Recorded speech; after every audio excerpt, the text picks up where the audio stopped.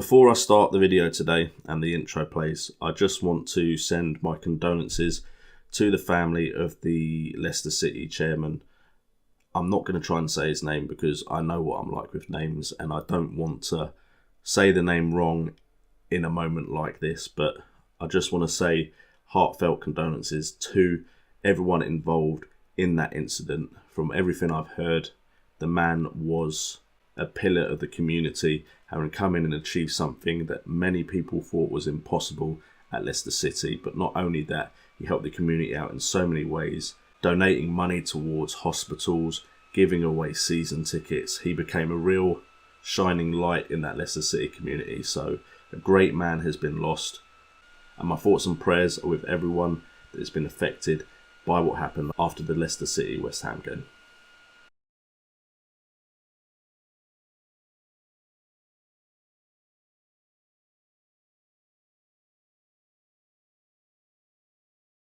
What's up guys, and welcome to FPL Today. I'm your host JNO, welcome to the channel and welcome to my team for Game Week 11, where we look back at how I did in Game Week 10 and look forward to what I'm doing in Game Week 11 so you can get an idea what I'm doing in the Fantasy Premier League game. So if that's something that interests you, make sure to hit that subscribe button and that notification bell so you're told when my videos go up live.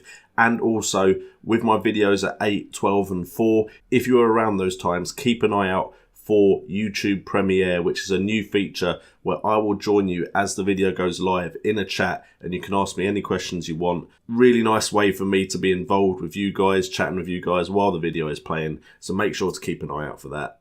And on a side note, thank God my microphone's working, because if you follow me on Twitter, it's at JNO United, you'll know that I was going to stream on Sunday evening and unfortunately my microphone decided not to work. I've pretty much spent 24 hours, well maybe not 24 hours because I've got children and I had to sleep. But I've spent a lot of time trying to fix this and I think I've got it. So hopefully, fingers crossed, everything's working fine.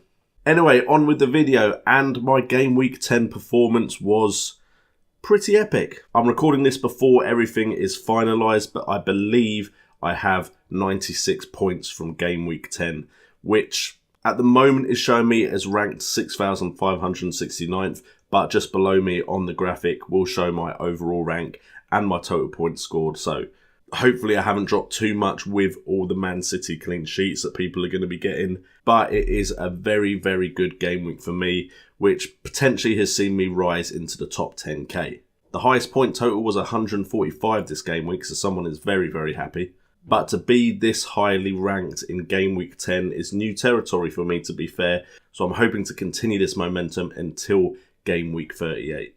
But as you'll notice, we're doing it a bit different today. We've started off with a screenshot of my full team, which isn't something I usually do until later in the video as I go over my transfers and star performers. But we're just going to go into more detail about every single one of my players. Hopefully this is better for you than the old format. Let me know in the comments down below. But we're going to go through every single player and their stats, see who potentially needs to be transferred out and who isn't going anywhere. But just looking quickly at this screenshot, you can see that I have at least 6 players who got double-digit hauls, which is the thing that made my game week so possible, especially with the fact that Hazard and Robertson, who was my transfer in, unfortunately didn't start, meaning my bench players had to come in with their 2 points of Ings and Bennett. But fortunately, everywhere else, I'd made some very good transfers. Those of you that follow my team regularly know who my transfer in is, but we'll get onto that as we start to look at the players. So we'll start off with the goalkeeper in defence, and apologies for the graphic having so many silhouettes, because I just cannot find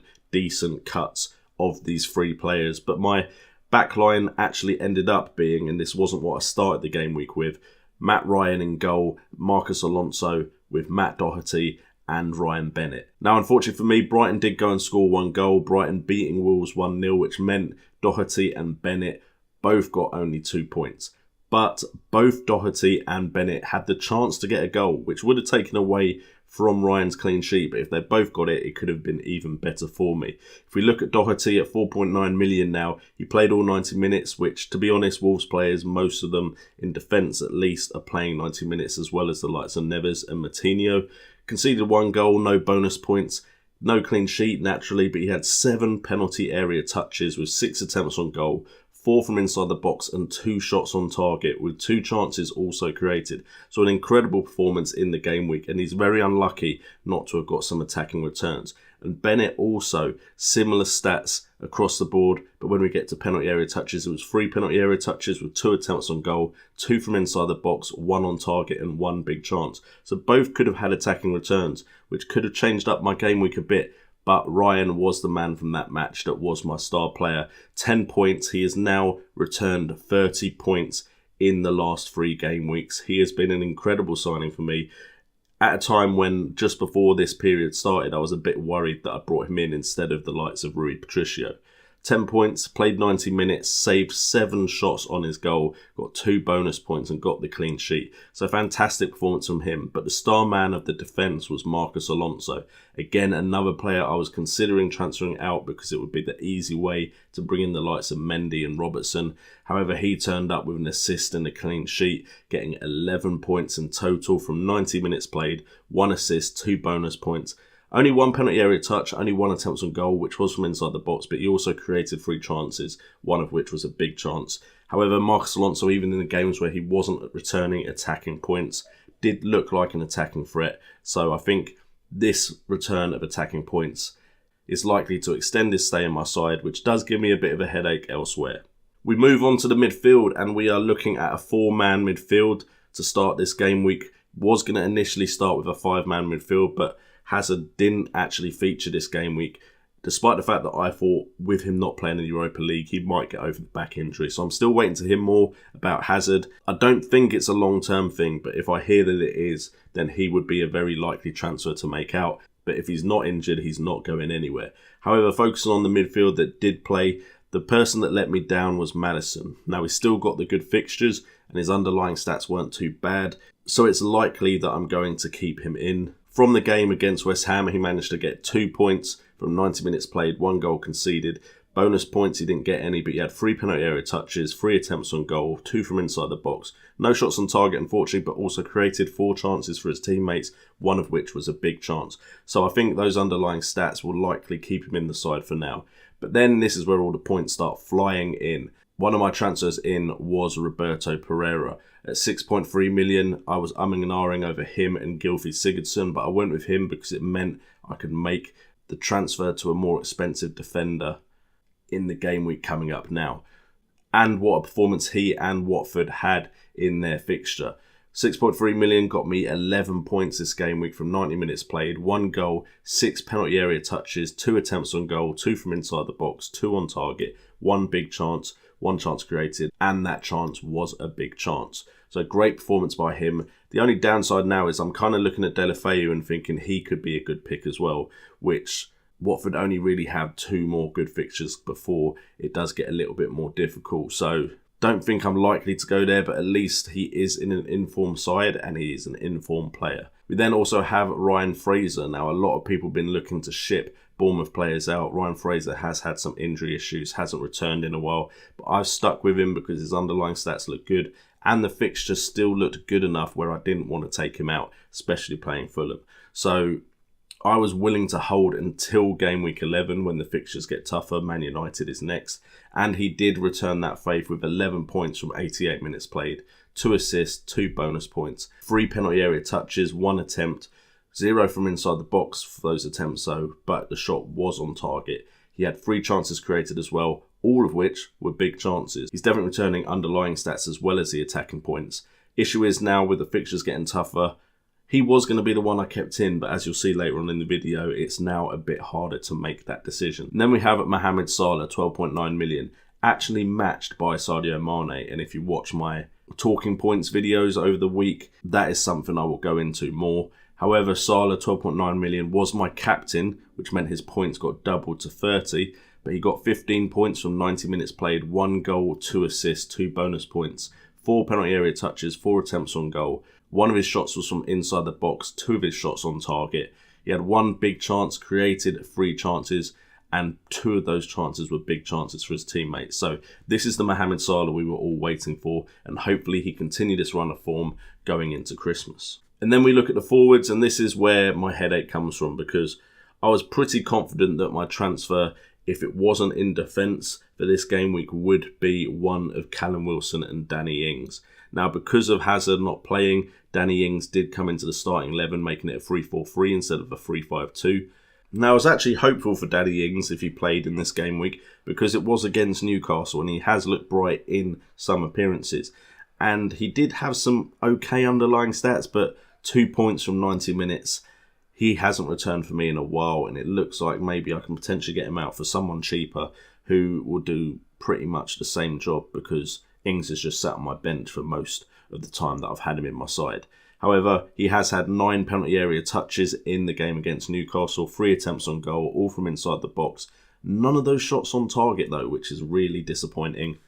And then he did create 4 chances for his teammates. It's just, he's in a Southampton side that I don't like, and it's not that I don't like Southampton as a side, I don't like how they're playing, and I don't think there's going to be many attacking returns from that Southampton side. So I might as well go with someone cheaper who could potentially get goals as well off of the bench. But if Ings isn't going to be in my starting 11, then I don't really need to spend as much as I have on him to sit on my bench. And Sergio Aguero, who has just finished playing, because I'm recording this just after the Spurs-Man City game. At 11.3 million, you're always hoping for a goal, even in a big game. Unfortunately, he played 70 minutes, a bit longer than usual, but only got 2 points. He had 4 penalty area touches, though, 3 attempts on goal, 2 from inside the box, and 2 shots on target. He did have a chance where, if he'd had a better finish or played it through to Sterling, he could have got some attacking returns. But unfortunately, that wasn't to be the case today. But Sergio Aguero has done me well this season, and even in 60 minutes is getting underlying stats to rival everyone else in the league anyway as a forward, so he's not likely to go anywhere soon. And then, of course, we got Callum Wilson. 6.5 million. He has been a revelation for me this season. Don't get me wrong, there are game weeks where he seems infuriating to own, but if we look at the 10 game weeks in its totality, he has been an incredible player. 13 points this game week from 90 minutes played. Unfortunately, Joshua King didn't play. That seemed to potentially have helped Callum Wilson in this game. 2 goals, 3 bonus points, 12 penalty area touches, 5 attempts on goal, 5 from inside the box, 2 on target, 3 big chances, and chances created for his teammates was 1. Now, don't get me wrong. The fact that it was against Fulham helped him immensely, as it did with Ryan Fraser. Fulham defensively look absolutely terrible. And to be honest, I think right now, if you have anyone playing Fulham next in your side, potential captain option, because they are just that bad defensively. They don't seem disciplined at all. And there were some terrible, terrible moments in that game for Fulham, which again, I will get into on a talking points video. But Callum Wilson came in with a 13-point haul for me, so thank you very much, Callum Wilson. And that, of course, helped me towards the game week total that I had. So we look at my game week 11 lineup, and if I was to carry over a transfer and have 2 transfers next game week, we can see that there are some fixtures here that I'm not too fond of. We have Ryan against Everton. Everton have been a decent attacking outfit this season so far. So do I expect another clean sheet from Ryan? I'm hopeful for it because he has managed to do really well this season. However, it's not a guarantee.